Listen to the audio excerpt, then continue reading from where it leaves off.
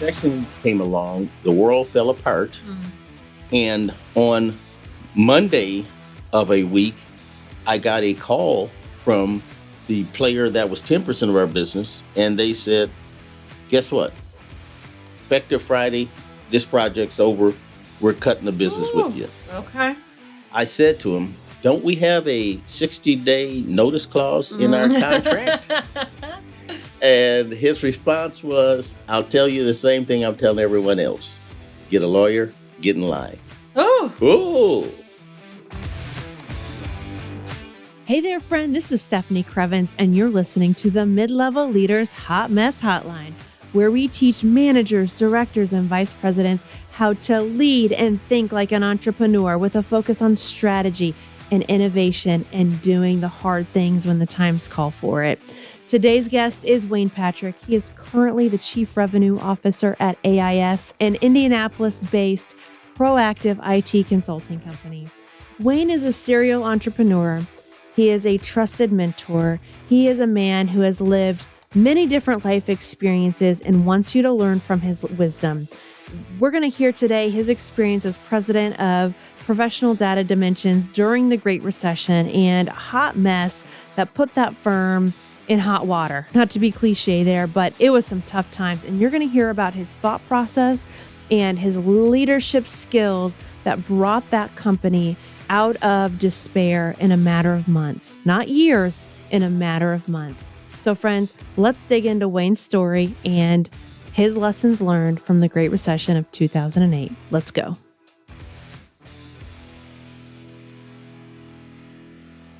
All right, Wayne, tell me about this hot mess. Well, when you're old as me, you got a lot of hot messes you could talk about, but I chose one particular one because I think it illustrates a lot of things that are evident or elements in all hot messes. So Okay. I kind of want to talk about it. And this hot mess happened back in 2008 during the big depression, recession, excuse me. The big recession. The yes. big recession, the Great Recession. And here's how the situation kind of plays out and came together. We had put on a long campaign and had now gotten somewhat firmly entrenched in the automobile industry. Okay. So we had two existing customers with two large automobile industry players. Okay. And back us up. Who's the we on this? I'm sorry. My company back then was a consulting and services company called PDD. Okay. And we had about 400 or 500 folks working for us. We were in Indianapolis headquartered, but we did business in a 7-state region around the surrounding states around Indiana. Okay. So we fought pretty hard and had gotten into the automobile industry. And this was primarily in Detroit because, of course, that's the locus and where it's all done. Mm-hmm. And so we had two major players in the industry who we were doing business with. One of them was 10% of our business. One of them was 15% of our business. Okay. I had a third in the queue that we were trying to get in, and it was getting close. And we were about to, I think, get that contract put together. What happened is the Great Recession came along, the world fell apart. And on Monday of a week, I got a call from the player that was 10% of our business, and they said, guess what?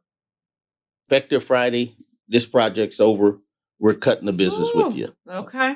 So I'm going to lose 10% of my business. So here's how that one played. I said to him, don't we have a 60-day notice clause in our contract? And his response was, I'll tell you the same thing I'm telling everyone else. Get a lawyer, get in line. Oh. You know, the world was falling apart Yes. as we knew it, and they really had no choice. So here I am looking at losing 10% of my business. I know that if the automobile industry is struggling, my 15% of my business is also at risk. And probably that third that I have teed up that's going to be my big hit this year for new business, probably not going to happen. So I'm in a spot where not only is the world going to fall apart, but potentially my business is going to fall apart because Mhm. you drop 20% of your revenue in one big hit. It's pretty hard to hold on and to Mhm. recover. And I'm right at that point at a loss for, oh boy, what do we do? Mhm. So that's kind of how we got to that hot mess. And that's kind of where we sat and kind of what was going on. So do you remember what month this was? Because I'm trying to remember how 2008 unfolded, at what point in the year things really exploded. Well, 2008 is when it started, and it was, gosh, October, November timeframe when things started getting really ugly. Okay. But this happened in early 2009 because it took a while for the impact. People still were thinking this wasn't going to be so bad, it's going to turn around. But finally, by early 2009, so this was March or April timeframe, spring of 2009, the world was coming, just falling apart. And it sounds like that first customer waited too long to call you. That's certainly a possibility. Again, they were probably like everyone else thinking, gee, this isn't so bad. This isn't so bad. Mhm. Right. Being optimistic. Absolutely. Because as you remember, at the time there's an election going on, and one of the candidates running for president at the time said, oh, economy's sound. So nobody really believed. And we had no idea just how bad Sure. it was. Sure, Just sure. how bad it was. Yeah. So your 10% is gone. When does your 15% leave you? Well, I don't The know next that one. it's going to leave me. Okay. But Yeah. I'm thinking in my mind, Uh-huh. oh boy, that one's at risk too Uh-huh, then. If uh-huh. this one's coming to me, that one's got to be at risk too. So that means I've got, multiple issues. Number one, what do I do about losing the 10% of my revenue? How do I recover from that? Mm-hmm. And the second is, what, if anything, can I do not to lose the 15%? Okay. And what, if anything, can I do to hold on to the other prospect that was going to be probably another 15% of my business in terms of size that I could add in that year? Now, to your question before you ask it, yes, one of the mistakes we made was putting too many eggs in one basket and betting on that one industry and having too much of our business concentrated in 2 or 3 customers, which really puts you at risk. Okay. Because if you lose those, how do you recover? Okay. And that's a continuous problem throughout the growth process because, when you get the big bite, it becomes such a large piece and portion of your business, it's hard not to have that happen, at least for a while. Absolutely. Yeah, So that makes great sense. yeah, but that was a potential issue right there. That, boy, we have too much in one industry. What do we do now? What do we do now? And not just too much in any industry, it's the automotive industry in the Great Recession of 2008. Well, not only that, take it even further. Automobile industry is traditionally cyclical, and we know that going in. And so we know there's going to be an up cycle and a down cycle, and you should have an offset to try to, compensate for that when it goes down. So we made some mistakes, but that's okay. Okay. That's okay. You can learn from them. Oh, did we learn?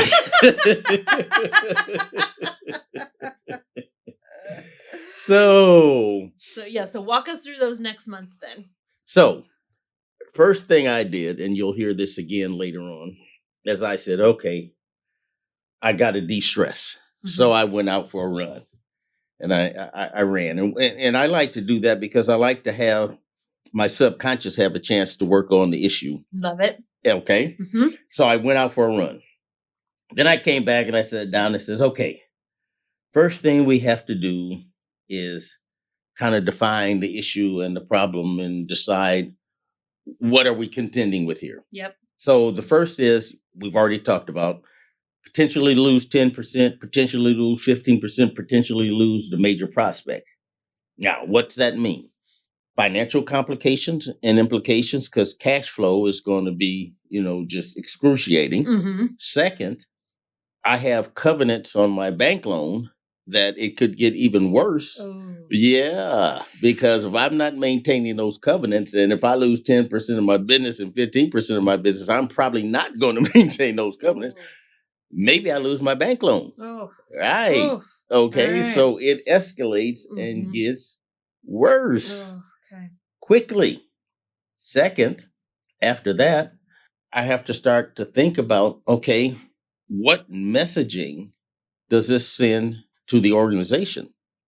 If we lose 10% of the business, what's the staff think? What are they going to say to themselves?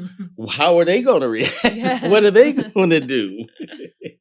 And what do I lose as a result of that? Okay.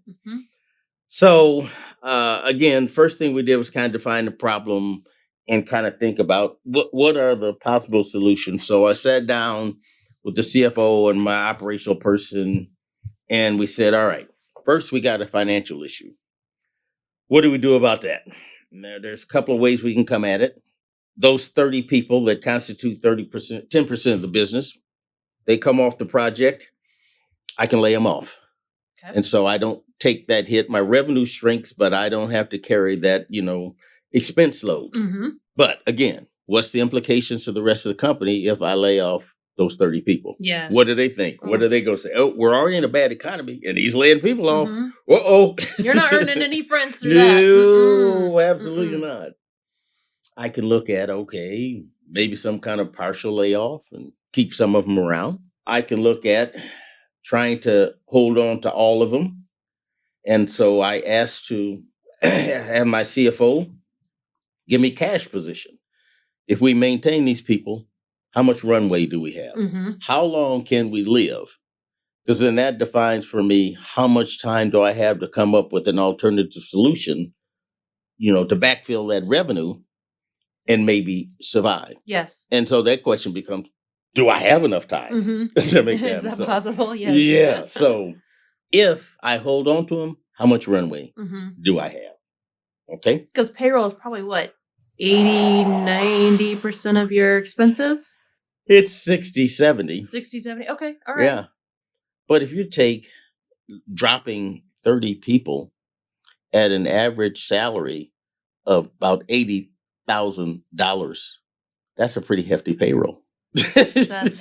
Yeah. I don't do mental math anymore, but that's a big number. That's a couple of million, $2.5 million or so, which breaks out to a couple of $100,000 a month.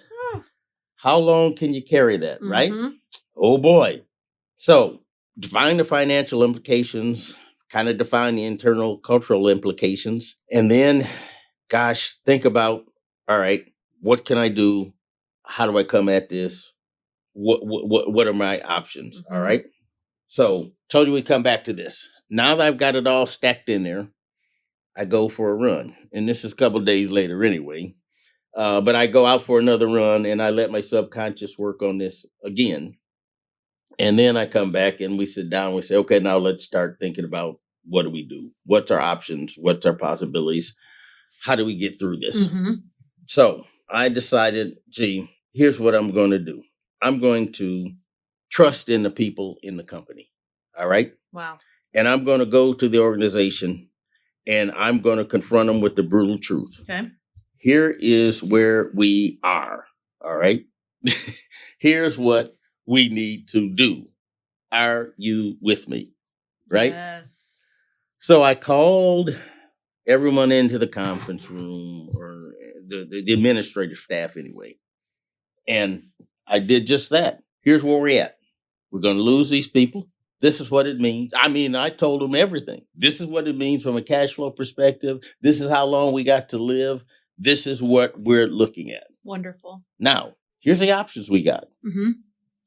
I can lay all those people off. And certainly that happens. But is that what we want to do? And I'm really asking you, what do we want to do? Because we know those people are just like us. They have families. They have obligations. Do we want to do that to them? I said, I can lay them all off. But here's another scenario I want to present to you.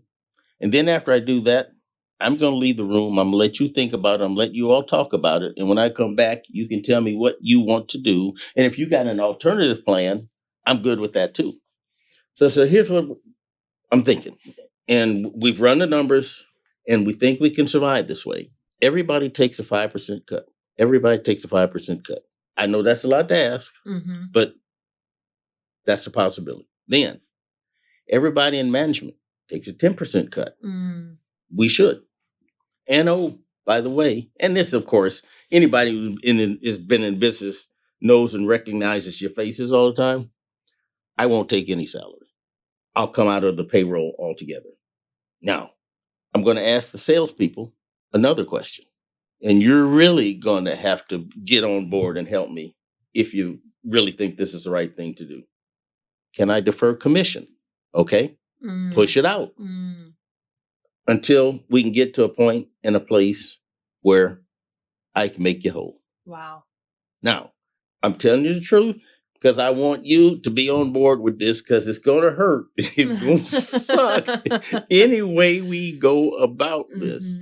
So I'm going to leave the room and I want you to talk about it and I want you to think about it. Now, if you go with me, if you work with me, I promise. Now, I can't promise you the outcome. All right. I can promise you we'll be in this together, but I can promise you if we get through this, I will do you right on the back end. Okay. I'm going to take care of you. Yeah. So wow. Think about it, talk about it, let me know. So, well, what's the feeling in the room when you left? Oh boy. Oh. People are sitting there going, huh? Oh my God. Yes. Oh my God. I'm sure it's just like somebody just hit them in the head with a 2x4. They don't know what to do. But there it is. And how did you feel about yourself as a leader using that transparent process, the willingness to spill your guts and offer them a solution? I felt, first of all, dumb and stupid that we were here and embarrassed, okay, that I have to go do this. But secondly, I actually, on some levels, felt good and felt relieved when I told them the truth and told them what was going on because they knew now what was going on rather than trying to guess. Yes. And so I felt good about that. I don't think they felt good. Right? They felt like you did after you hung up with that first person on a Monday. Right. like the Mack truck and just like hit them in the head. Yeah. Yeah. So I left the room and I let them talk. And then after a bit, they came out and told me they were ready to talk. And I went back in. And believe it or not, they all said, we're on board. Let's do it. Okay. And I tell you, that might be one of the most emotional moments I've had in business because having those people believe enough in me and what we were trying to make happen, to make that kind of sacrifice, made me say to myself, we must have something right here. Yes. We must be doing something good. So we're going to make this happen. We're going to do this.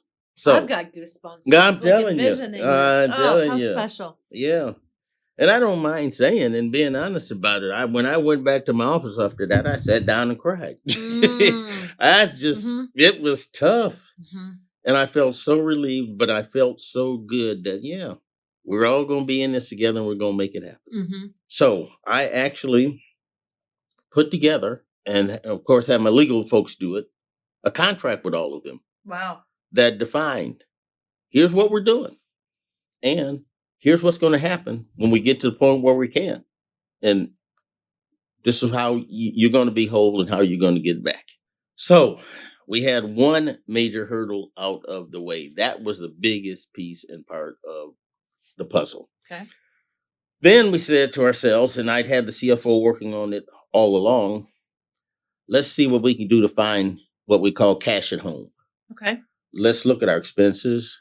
Let's look at what we're doing and let's figure out where in the heck can we squeeze out some more and get some more expense.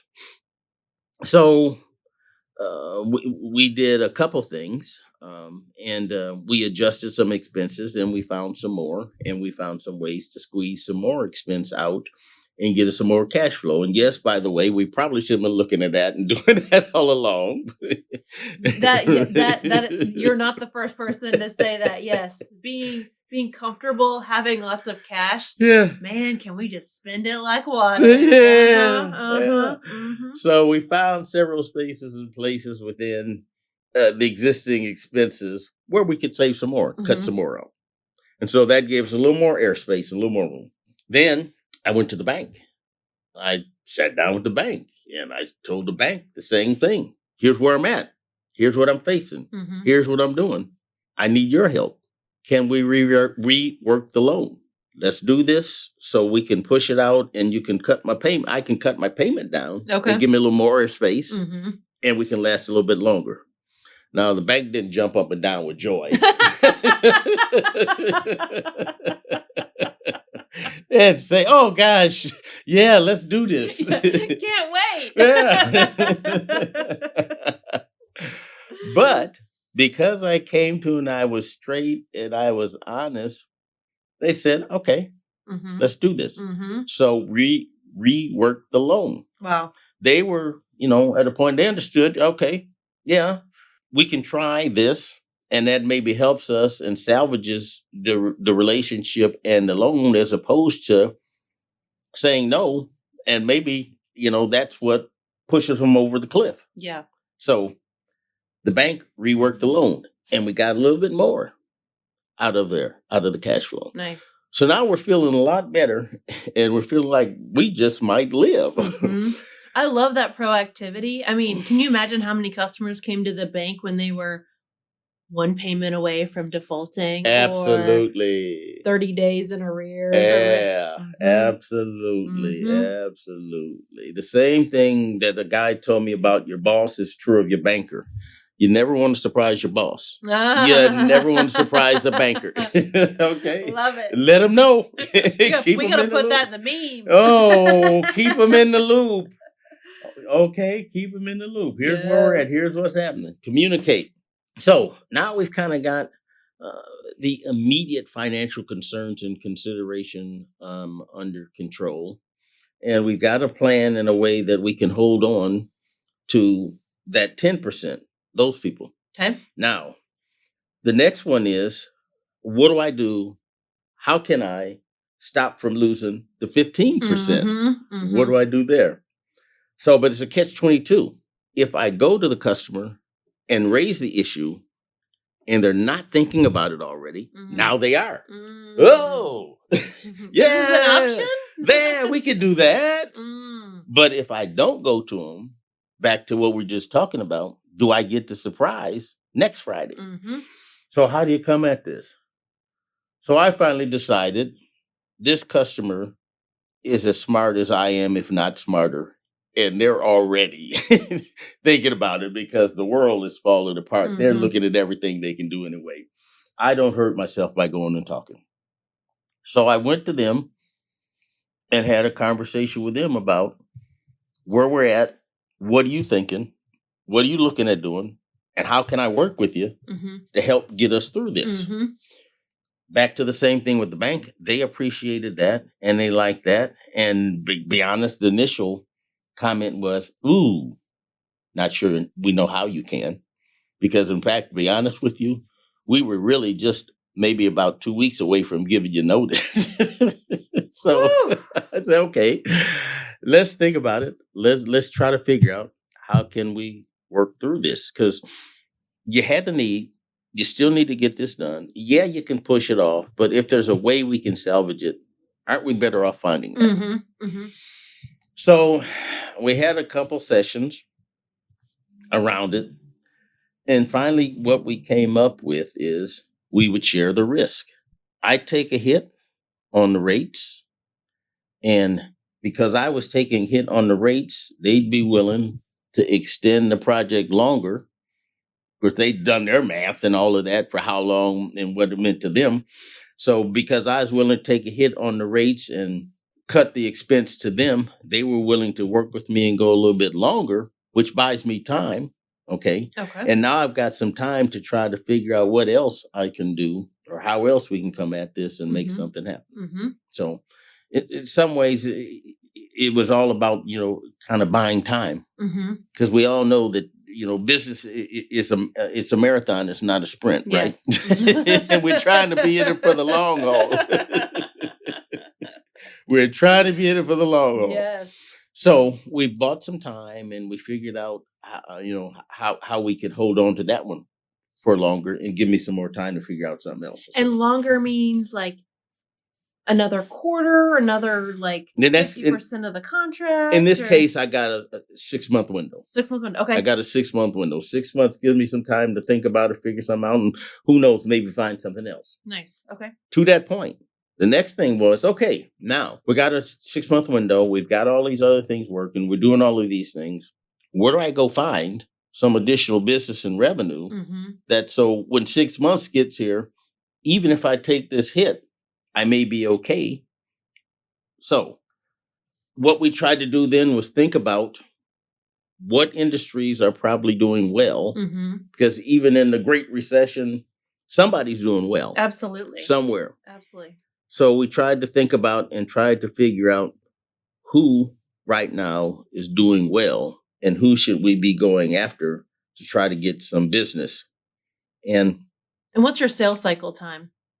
Well, with an enterprise customer like we're talking about, the sales cycle can be 12 to 18 months. Oh, wow. Ooh, Okay. yeah. Woo. Yeah. All right. Yeah. Yeah. Which complicates the process. Yes.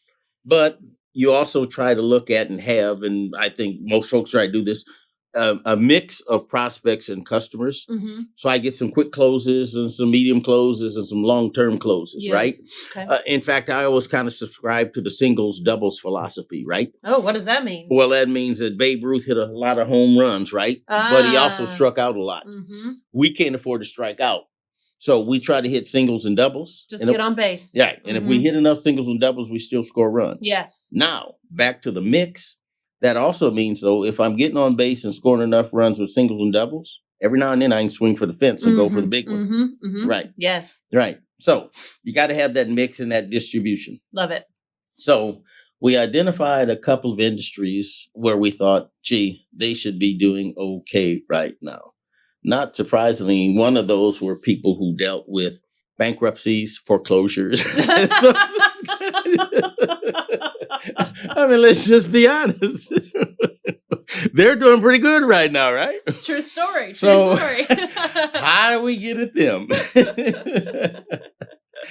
So we tried to figure out how to go after those folks and get some of the business with them, right? Yes. Then we thought about, okay, the other people potentially who are doing good are people who are consulting with organizations, working with organizations to try to help them manage their way through this ugly time.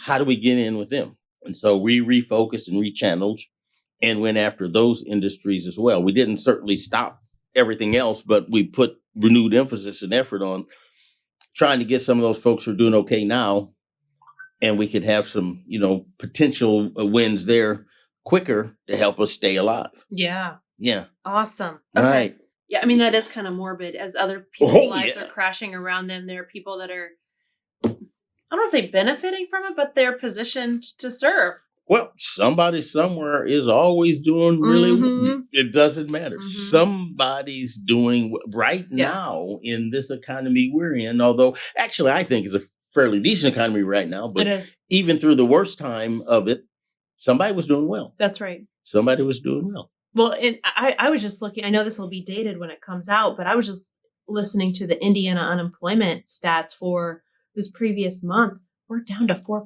unemployment already. Yeah. And so we're recording in March 2021. Yeah. These are February numbers. Right. That's amazing. Well, and remember, nationally, we created 379,000 jobs, which is like 4 times what it was the month before that. Now, is that sustained? I don't know. We'll see. Sure. But overall, I think it's a pretty decent economy right now. Yes. Yeah. A lot of amazing things that are happening. And right. When you look, what that reminds me of is, the evolution of business to more automation and more technological advances. The concern has been our blue collar workers. How do we reskill them, upskill them, transition them to a more technological environment? the pandemic forced us to evolve our technology by 10 years. Oh, in yes. 1 year. Oh, yes. And so naturally, the jobs would evolve with it. Thus that $400,000 job Yeah. mark. You're absolutely right. That trend was already in process, but the pandemic accelerated it, put it on steroids. Mhm, And I mean, yeah. Whew. Yeah, absolutely. So, all right. So we've talked about your 3 big moves, and I actually articulated like this 8-step. I know this comes from your engineering mind, but this 8-step process that you work through, these 3 big moves. Anything else about the hot mess that we need to know before we go to commercial break and we come back and we hear your leadership lessons learned from this experience? Boy, that's a good question. Let me think about that. No, I don't think so. That pretty much defines it and describes it. Talks about all the potential implications, the financial implications, the cultural implications in terms of the organization. What were the factors that made it tough to deal with? Obviously, the faltering economy overall made it hard to try to figure out how to work your way out of it, because if you're in a good economy, you can probably find revenue and opportunities easier, but still. I think that kind of defines it and lays out the issue and the problem and kind of what we did to try to work our way through it. And of course, by the way, we did work our way through it. Hot dog. And it went well, and we got to the point, and I do have to say, I was at a point when able to go back to the team, give them what I owed, and then give them some more. Wow. And take care of them. Yeah. How did you as a leader, because I mean, those initial steps that you outlined in that conference room and the steps that you took to legally put yourself on the hook so they knew like you're all in, you're going to make it right with them, you made it right. What are the other steps you took to build trust with them on a daily, weekly basis as you all are slogging through this together? Well, the number one thing is continue the transparency and honesty. Okay. Let them know where we're at. How we're doing, how much progress are we making. Keep communicating and make them understand where we're at, what's going on, and are we making progress. That's a number. And that you really should be doing that regardless whether it's a hot mess or not. Yes. But communicating. Here's what we're doing, here's how we're going, and here's what's happening. Yeah, that makes sense. I've been sharing with all of my leaders in the past year, you have to rethink transparency like times like these, which is what you did. You opened the book and bared everything to them because you had to in order to survive.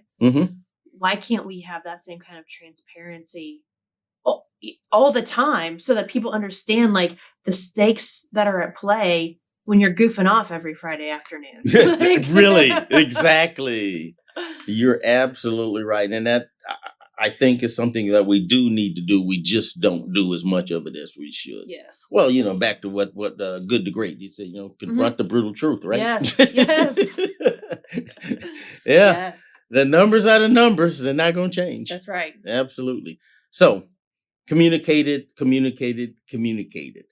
And then probably the other thing that we did and that I did that helped them have trust and faith was I started doing more of what I call management by walking around and spending time with them and trying to help them and get their input and get their insights on, what do we need to be doing? How can we be getting better? What kind of things have you thought of that can help us work our way through this process and get out of this mess? Nice.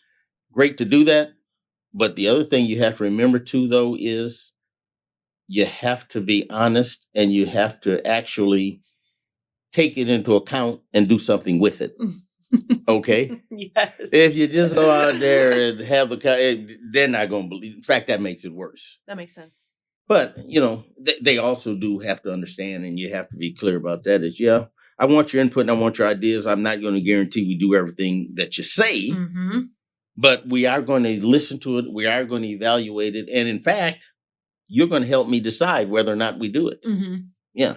So. Love it. Absolutely. Allow them to be part of the filtering process. Absolutely. Yes. There you go. Let's take a quick break. Okay. And then we're going to come back and we're going to walk out of the hot mess. This season of the Hot Mess Hotline is brought to you by my Hot Mess Quiz. One of the common lessons that my clients learn during coaching is how to really evaluate a problem, dissect it for clarity, and then take action on the tasks that really move the needle. The Hot Mess Quiz can bring you that focus too. As a leader, your work life is full of, well, work. But according to Pareto, 80% of that work isn't even impactful. If you need to create growth and change, you need to focus in on what truly matters and what will drive new results. Take the Hot Mess Quiz by clicking on the link below, which is stephaniecrevens.com/Hot Mess Quiz. You know, just like this podcast promised, and this is in the real world too, what happens when people stop being polite and start getting real? That's what you're going to get in this report. It's going to be tailored to your business hot mess to tell you exactly where to focus your efforts first, and then how to bring your team along to get the change that you need to create. Go to stephaniecrevens.com/Hot Mess Quiz. Don't wait another minute to start becoming the pro troublemaker you've always wanted to be.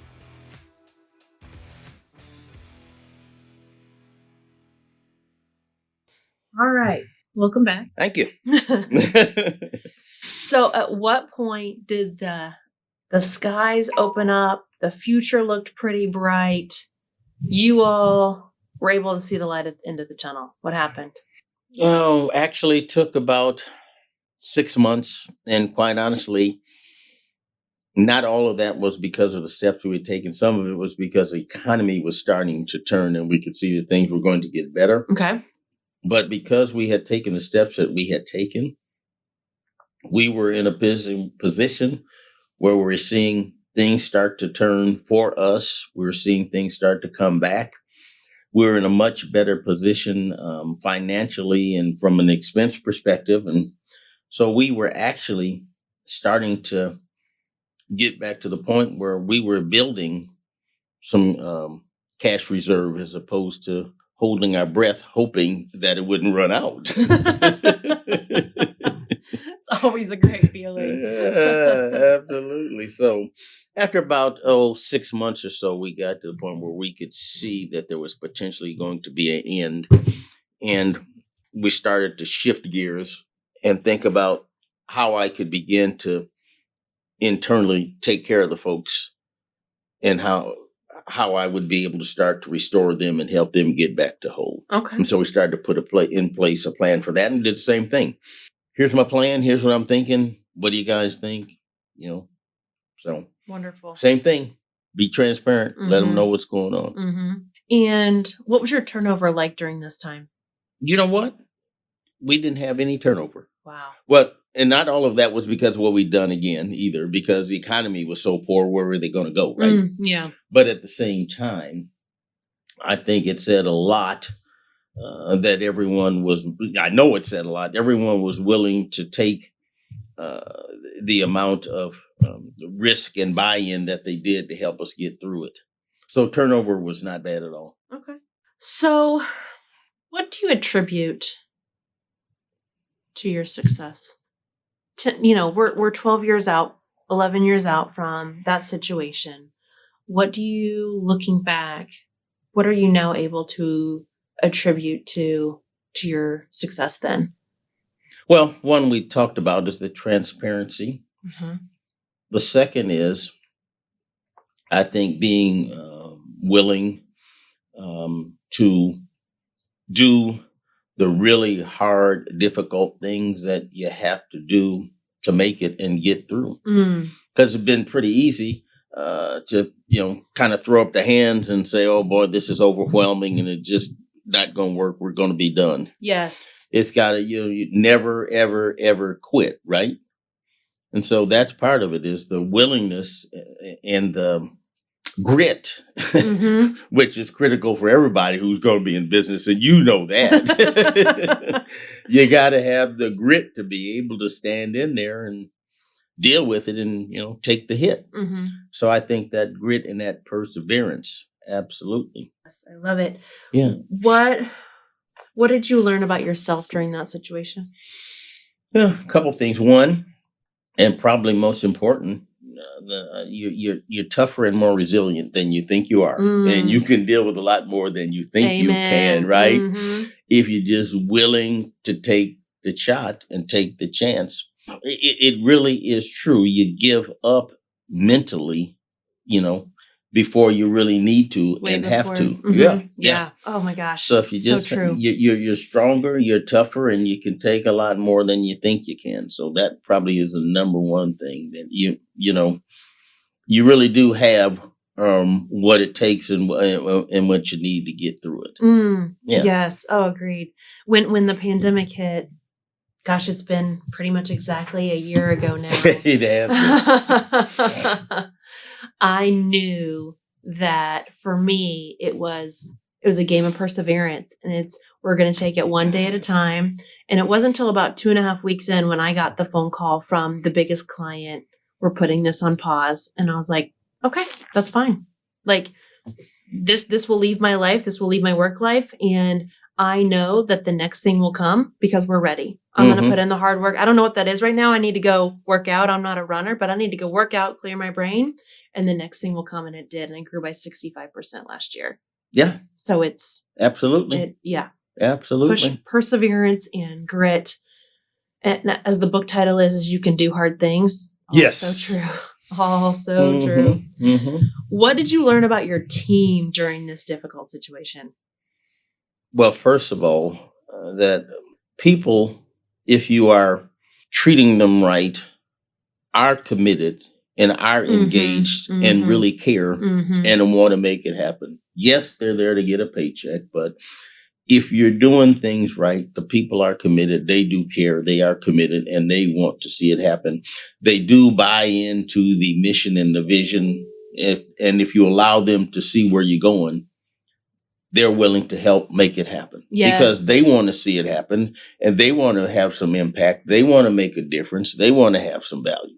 So that was, I think, one of the biggest and most important things that I learned is if you trust in the people, we know it's about the people, but if you really, really trust in the people and give them the chance, they really are what takes care of you and really what makes it happen. Yeah. I know too many leaders that take on too much of the burden of leadership. What's your advice to other leaders to share in that trust, share in that burden, share in that, the sharing of the accountability? Like, how do you do that as a leader? It's tough. But at some point, you really do have to come to grips with what is it that you want, right? Do you really want to grow, scale, and have a larger organization? Because you can always make the decision that what I really want is a small business or a lifestyle business or however you want to characterize it. And I want a business that I can manage and I can control. All things flow through me. Yes. And that's where I'm at and that's where I'm happy. Now, if you do really want to grow and scale, then you have to understand you have to let go. What got you here won't get you there. Nope. And unless you give people the opportunity to take some of that load off your plate, it just will not happen. You become the bottleneck. Absolutely no doubt. Yeah. Give people the opportunity. And the other is you have to learn to trust and allow failure. People are going to fail. You failed. That's how you know what you know. That's right. Okay. I mess up every day, Wayne. But that's how you know. I say to younger staff, and actually I say to my son all the time, and he says, yeah, I know that. But I say, I have more scars than you have been in fights. And that is the difference. But I have those scars because I failed and I learned those lessons. So you have to learn to trust and allow other folks to fail. Yes. Now, you don't have to give them everything and let them take the entire company down. It is delegate, not abdicate, right? Yes, and absolutely. So you have to manage the process of delegation. And I usually say, and again, this is, business according to Wayne, my thoughts, not necessarily the absolute or the right way, but you have to figure out what are the things you got on the plate Then of the things that I have on the plate, what are the things that I can delegate and get off my plate that are not the core, most important things I got to do? Yep. And that's not rocket science. Now, once I define what those things are, then I look at those and I ask myself, what are the one or two or three that I can give out first, give you a chance to learn, give you a chance to try, give you a chance to grow, that even if you mess it up, we don't get hurt too bad. Mhm. Where's my least exposure? Mm-hmm. And so I give you those one or two, and I help you learn and grow through those. And then we go up the scale to the next ones. Okay, which ones now are the intermediate or whatever you want to call it, Yep. where if they mess us up, my exposure is greater, but they've had some time to learn. And so the chance that they're going to fail is less. Not zero, but less. Yes. But you have to manage that process of delegation. You can't just throw it all over the fence and say, okay, make it happen. That's right. Because Absolutely. then what leaders do is they yank it back and then they get called micromanagers and then they get upset. Absolutely. We're right. Absolutely. The other thing is you have to accept and understand everyone is not going to do this exactly the same way you would do it. Mm-hmm. And that's another thing that we do as leaders. We don't allow people to do things differently than we would do, because after all, the way I do it is good. That's and right. it's right. So That's right. if you don't do it like me, what's wrong with you? So you have to accept and understand, and in fact, invite the possibility there might be a way to do it different that's better. Yes. Right. Yes. So yeah, allow them to fail, allow them to do it differently. Yeah. I've brought on a new marketing person lately and I noticed the way she does things. I'm like, oh, that's not how I would have done it. But man, you were like 50% faster. Okay. All right do it. then. All right then. I like that. I'm losing touch with marketing technology. Thank God. Yeah. It's not my job anymore. Very true. Very true. But yeah, there. So let's flip the perspective a little bit. What do you wish that mid-level leaders knew about what it takes, what it means to be in that CEO's hot seat? Oh boy. That's what I talk about a lot. I'm working with an organization now called AIS, and that's one that the owner and founder, Lamont Hatcher, and I talk about a lot. When you sit in the big chair, life is 100% different, Mm-hmm. right? Mm-hmm.